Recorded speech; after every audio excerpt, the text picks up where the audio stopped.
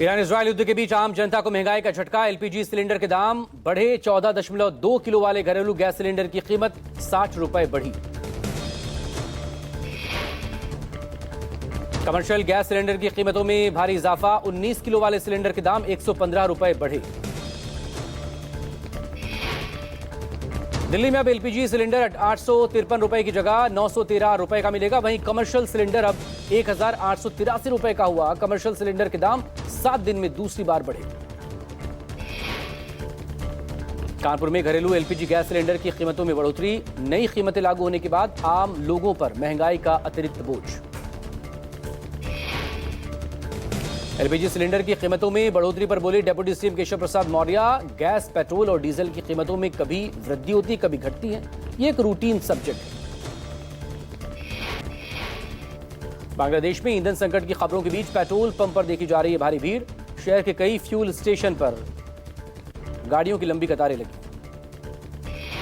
केशव प्रसाद मौर्य के हेलीकॉप्टर की emergency landing. Lucknow में आपात स्थिति में हेलीकॉप्टर उतारा गया। तकनीकी खराबी की वजह से हेलीकॉप्टर में धुआं भर गया था। मुख्यमंत्री नीतीश कुमार के बेटे निशांत कुमार ने पार्टी के वरिष्ठ नेताओं और करीब 2 दर्जन युवा विधायकों के साथ बैठक की है। ये बैठक जेडीयू के राष्ट्रीय कार्यकारी अध्यक्ष संजय झा के आवास पर। बैठक में पार्टी के आगे की रणनीति पर चर्चा हुई है। पार्टी को आगे बढ़ाने को लेकर बात हुई। नीतीश कुमार ने कहा कि राज्यसभा जाने के बाद भी वो बिहार में रहेंगे। जेडीयू दफ्तर के बाहर लगे होर्डिंग्स, पोस्टर में लिखा विकसित बिहार के नए अध्याय की शुरुआत, निशांत कुमार। बिहार के मंत्री श्रवण कुमार का बयान। कहा कल बैठक में मुख्यमंत्री नीतीश कुमार ने सभी बातों को साफ कर दिया है। नीतीश कुमार के हर फैसले पर उनके साथ रहेंगे। मंत्री रामकृपाल यादव की प्रतिक्रिया। पिछले कई सालों में नीतीश कुमार ने अद्भुत काम किया। बिहार में लूट, भ्रष्टाचार, अत्याचार, अपहरण का खात्मा कर अमन, चैन, शांति बहाल की। पटना में सीएम हाउस में जेडीयू की हुई अहम बैठक में बोले नीतीश कुमार, राज्यसभा जा रहा हूं, बिहार में सब काम होते रहेंगे। मुख्यमंत्री ने विधायकों से कहा घबराइए नहीं, मैं सब पर नजर रखूंगा। ललन सिंह बोले मुख्यमंत्री नीतीश कुमार को उनकी मर्जी के खिलाफ कोई कुछ नहीं करा सकता। राज्यसभा जाने के उनके फैसले पर आरजेडी कांग्रेस की प्रतिक्रिया का जवाब देना गैर जरूरी। वाराणसी में शंकराचार्य ने गौ रक्षा को लेकर शुरू की गो प्रतिष्ठा धर्मयुद्ध यात्रा। ये यात्रा वाराणसी से कई जिलों में गुजरते हुए 11 मार्च को लखनऊ में समाप्त हुई। लखनऊ में शंकराचार्य इस यात्रा को एक बड़े धरना प्रदर्शन के साथ खत्म करेंगे। यात्रा गाय को राज्य माता का दर्जा दिलवाने के लिए की जा रही है। राहुल गांधी आज से 2 दिन के केरल दौरे पर। वर्कला के शिवगिरी मठ में श्री नारायण गुरु की समाधि का दौरा उन्होंने किया। तिरुवनंतपुरम में 150 से ज्यादा आईटी पेशेवर, सीईओ और स्टार्टअप उद्यमियों के साथ करेंगे संवाद।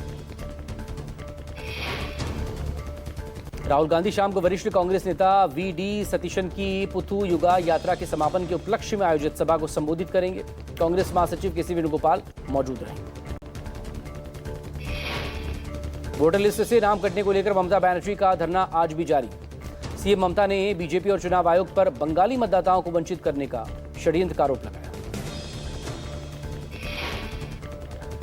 रात भर टेंट में रही सीएम ममता बनर्जी। कहा मैं मृत घोषित मतदाताओं को यहीं पेश करूंगी। विधानसभा चुनाव से पहले बंगाल में सियासी तनाव बढ़ा।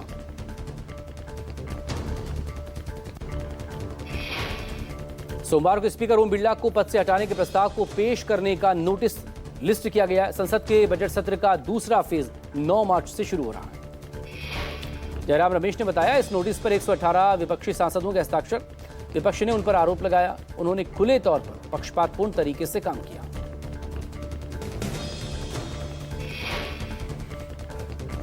केंद्रीय गृह मंत्री अमित शाह आज हरिद्वार में जन जन की सरकार 4 साल बेमिसाल कार्यक्रम में शामिल होंगे। शाह इस दौरान जनसभा को संबोधित भी करेंगे। अरविंद केजरीवाल का आज से 3 दिन का गुजरात दौरा। 8 मार्च को गांधीनगर में परिवर्तन लाओ किसान बचाओ यात्रा के समापन पर जनसभा को संबोधित करेंगे। राजस्थान में सीएम अजय लाल शर्मा आज राज्य में 4600 करोड़ की परियोजनाओं का शिलान्यास करेंगे। Kota Bundi green field airport का शिलान्यास करेंगे। इस मौके पर लोकसभा स्पीकर ओम बिरला और केंद्रीय उड्डयन मंत्री राम मोहन नायडू भी मौजूद रहेंगे। राष्ट्रपति द्रौपदी मुर्मू आज दार्जिलिंग में अंतर्राष्ट्रीय संथाल परिषद सम्मेलन में शामिल होंगी। राष्ट्रपति का यह दौरा क्षेत्र में सांस्कृतिक और शैक्षणिक गतिविधियों को प्रोत्साहन देगा। हिमाचल प्रदेश विधानसभा के बजट सत्र के दूसरे चरण को लेकर कैबिनेट की बैठक। मुख्यमंत्री सुखबिंदर सिंह सुक्खू की अगुवाई में होने वाली बैठक में राज्य का बजट पेश करने को लेकर भी चर्चा होगी। यूपी सीएम योगी आदित्यनाथ का आज मथुरा दौरा। मुख्यमंत्री ब्रज तीर्थ विकास परिषद की 8वीं बैठक में शामिल होंगे। वृंदावन में बांके बिहारी और कृष्ण जन्मभूमि स्थल का प्रदर्शन भी करेंगे। ग्रेटर नोएडा के जेवर इंटरनेशनल एयरपोर्ट को डीजीसीए से मिली एरोड्रम लाइसेंस मिलने के बाद एयरपोर्ट से जल्द विमानों के संचालन का रास्ता साफ। दिल्ली एनसीआर समेत पश्चिमी उत्तर प्रदेश के लाखों लोगों को सहूलत हुई। अमिताभ बच्चन ने अयोध्या में फिर बड़ा निवेश किया है। सरयू तट के पास बिग बी ने 35 करोड़ की कीमत की 2.67 एकड़ जमीन खरीदी। अमिताभ रामनगरी में इससे पहले भी जमीन खरीद चुके हैं। देश की सबसे प्रतिष्ठित यूपीएससी सिविल सर्विसेज 2025 परीक्षा में राजस्थान के अनुज अग्निहोत्री ने टॉप किया है। चेन्नई के राजेश्वरी सुबे एम ने दूसरा, जबकि आकांक्ष ढुल ने तीसरी पोजीशन हासिल की। यूपी के आगरा की तनिषा ने भी यूपीएससी परीक्षा में पहले प्रयास में सफलता पाली। बिना कोचिंग ऑनलाइन पढ़ाई कर कामयाबी हासिल की है। रिलायंस की 10 लाख की नौकरी छोड़कर उन्होंने परीक्षा की तैयारी की थी।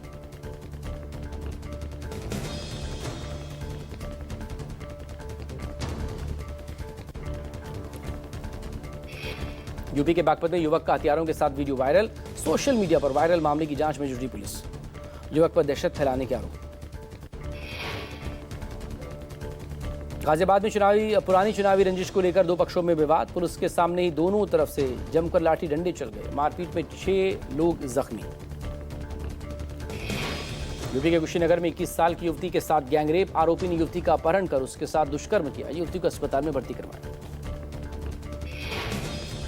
यूपी के अम्बेडकर नगर में टांडा सुरेंद्र मांझी के हत्यारे की पुलिस से मुठभेड़ हुई। पैर में गोली लगने से घायल आरोपी हुआ। पुलिस ने आरोपी प्रेमचंद उर्फ चंदू को गिरफ्तार किया। यूपी के बुलंदशहर में शख्स ने खुद को गोली मार ली। गोली लगने से शख्स की मौके पर मौत। परिजन ने पुलिस पर आरोप लगाया। यूपी के गोरखपुर में बेकाबू फॉर्च्यूनर ने 3 बाइक सवारों को रौंदा। हादसे में 2 युवकों की मौके पर मौत। शराब पीकर कार चलाने के चलते हादसा हुआ। पुलिस ने आरोपी ड्राइवर को गिरफ्तार किया। यूपी के रामपुर में कूड़े के ढेर में नवजात का शव मिला है। कुत्तों ने इसे बुरी तरह से नोच दिया। आसपास के लोगों से पूछताछ करने में जुटी पुलिस। आगरा में पत्नी के परिजनों ने पति को जमकर पीटा। घर में घुसकर मारपीट की गई है। सीसीटीवी में कैद हुआ ये पूरा वाकया। पति पत्नी में झगड़े के बाद पत्नी के मायके पहुंचे थे परिजन। दोनों को समझाने की बजाय परिजनों ने मारपीट कर दी। एफआईआर दर्ज कर जांच में जुटी पुलिस।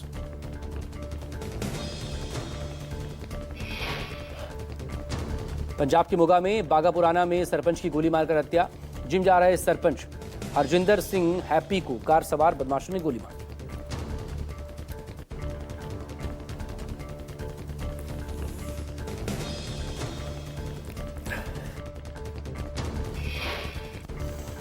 दिल्ली के उत्तम नगर में गुब्बारा फेंकने के विवाद में तरुण की हुई हत्या को लेकर जनाक्रोश। गुस्साए लोगों ने आरोपियों के घर के बाहर खड़ी कार को आग लगा दी।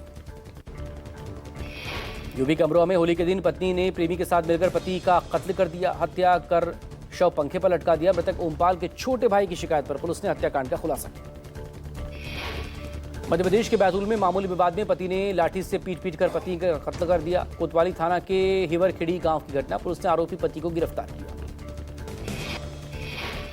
यूपी के बागपत में नमाज पढ़ने जा रहे दो पक्षों में मारपीट। सपा नेता शफीक अहमद और एडवोकेट अलीम अख्तर के बीच कहासुनी के बाद जमकर लात घूंसे चल गए। मारपीट का वीडियो वायरल। यूपी के इटावा में होली के जश्न के दौरान डीजे बजाने को लेकर विवाद। दो पक्षों में हुई मारपीट। दबंगों ने लोगों को दौड़ा कर पीटा। यूपी के अलीगढ़ के सासानी गेट इलाके में फायरिंग हुई है। 2 लड़कों के पैर में छर्रे लगे। पुलिस ने जांच शुरू की।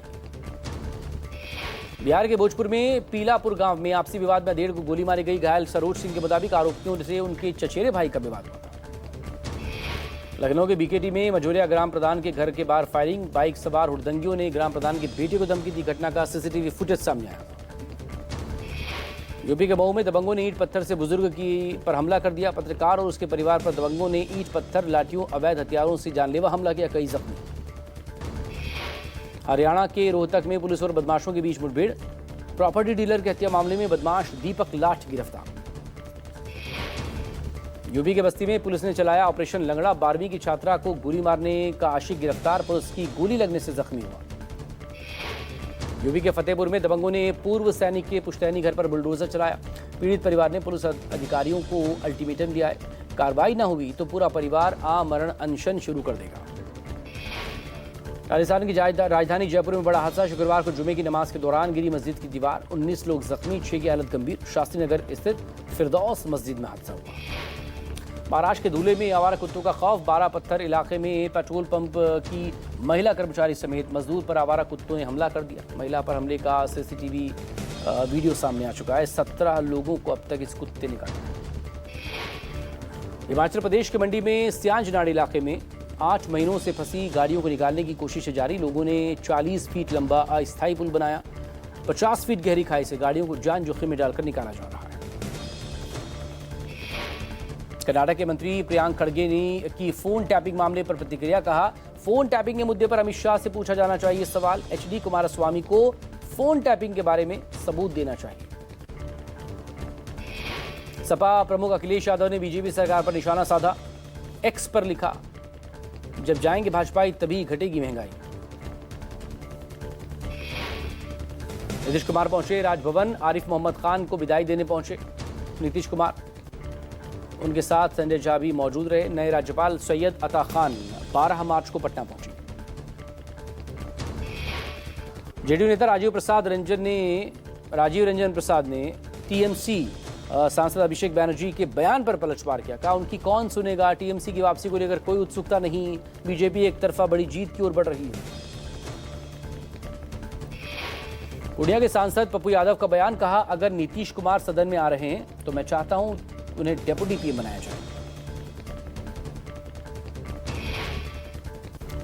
सीएम योगी ने उत्तर प्रदेश के प्रथम मुख्यमंत्री पंडित गोविंद वल्लभ पंत को पुण्यतिथि पर श्रद्धांजलि दी। कहा, आज उत्तर प्रदेश अनुसरण करते हुए भारत की अर्थव्यवस्था का एक प्रमुख आधार बना। अयोध्या में श्री राम मंदिर निर्माण समिति की 3 दिवसीय बैठक का दूसरा दिन। मंदिर निर्माण समिति के अध्यक्ष नृपेंद्र मिश्रा ने जानकारी दी। बैठक में राष्ट्रपति द्रौपदी मुर्मू के प्रस्तावित अयोध्या दौरे पर चर्चा। अजित पवार विमान हादसे में सीआईडी ने अपनी जांच तेज की है। सीआईडी ने साजिश के एंगल से भी जांच शुरू की। बीएसआर कंपनी के मालिक वीके सिंह से पूछताछ हुई। इरा कंपनी के कुछ अधिकारियों ने से भी सवाल जवाब किए गए हैं। पंजाब सरकार ने शिक्षा सुधार कार्यक्रम के तहत सरकारी स्कूलों में 36 प्रिंसिपल और शिक्षकों का एक बैच सिंगापुर भेजने का फैसला किया है। मॉडर्न एजुकेशन सिस्टम पर आधारित होगा ट्रेनिंग प्रोग्राम।